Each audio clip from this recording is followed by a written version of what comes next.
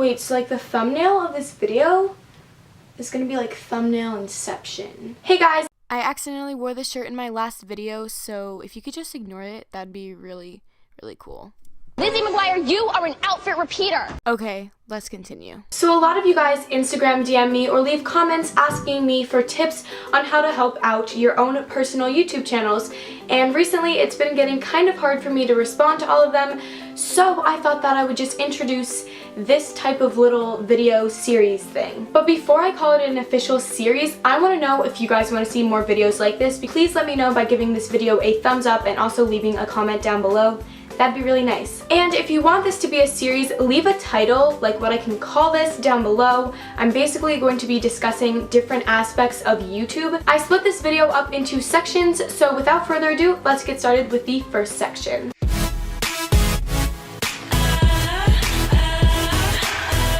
If you don't know anything about thumbnails, you're probably asking, what the heck is a thumbnail? A thumbnail is the little picture that you see before you click on a video, and it acts as a first impression, so you're gonna want to make it pretty good. Whenever I'm making my thumbnails, I always like to ask myself this question. If I'm scrolling through YouTube and come across a video with someone that I've never seen before, would I click on the video? If I say yes, then I'll use the thumbnail. But if I say no, then I'll go ahead and rework the thumbnail until it's to my liking and until I'll say yes to that question. You may work hours and hours on a video, but it won't matter if no one ends up clicking on it because your thumbnail doesn't look good. I thought it would also be beneficial to show people that I think do exceptionally well with their thumbnails. Connor Franta. His thumbnails are appealing to look at and you would want to click on them.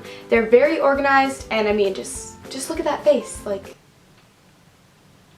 I would click on that. Alicia Marie. She's got a distinct style and her thumbnails are always super bright and colorful, so they draw attention. Rachel Levin, or RCL Beauty 101. Her thumbnails aren't super complex, but what's there is something you'd want to click on. It provokes curiosity and people are like, what's going on?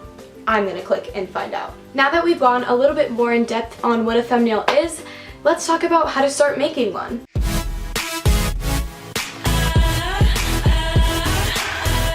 If you want to make a good thumbnail, the first step to making one is a good picture, and it needs to be a good picture.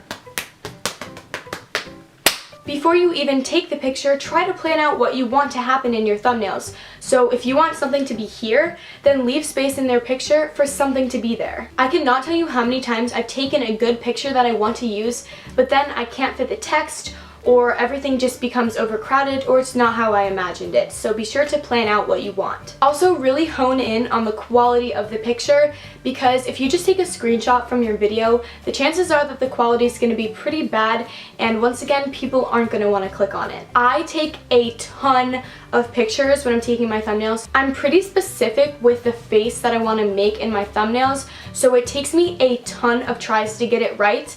But in the end, I would suggest having at least 5 non-blurry, super good quality, like solid thumbnails with like a couple different faces. 5 good pictures of those that you can choose from later when they're on your computer. Keep the type of video that you're making in mind whenever you're taking the picture. So, for example, if you're making a DIY video, people are probably going to want to see the DIYs you created. You want your thumbnail to be a preview of what's inside of the video, so if you showcase the main points of the video, it's going to make more sense for whoever's clicking on it. And once you've got the perfect picture, you're probably going to need to do a bit of editing. So that's the next section.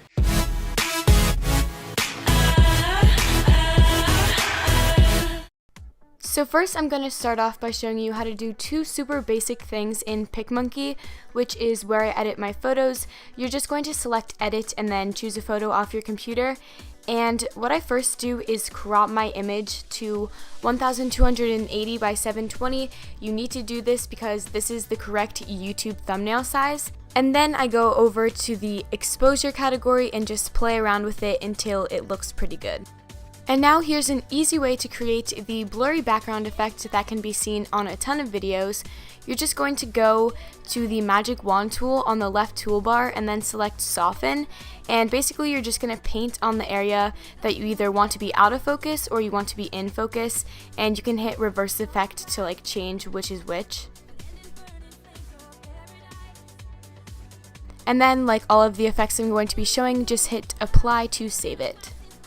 Under the Magic Wand tab as well, there's also a pixelating button where you can put a circle over whatever you want to be pixelated and just hit reverse effect and then mess around with the size and everything.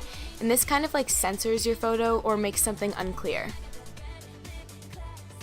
Transparent images are used in tons of thumbnails, whether it's an iPhone picture or an emoji, and basically you just search on Google your word and then PNG, and you just save that to your computer and then go to the butterfly tab and hit My Own and select the picture from your computer, and from here you can totally just mess around with it.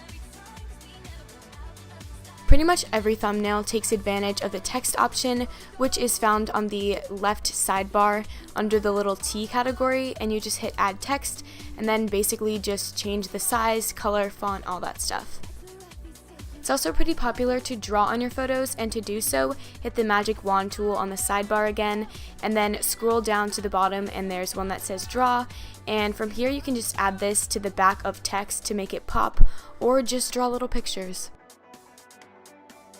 The last thing that I'm going to be showing you is how to create little text boxes which make the text stand out, and you're going to go to the butterfly and then select the geometric option, and from here you can select whatever shape you want, and then you're just going to send that to the back so that you can see the text, and voila.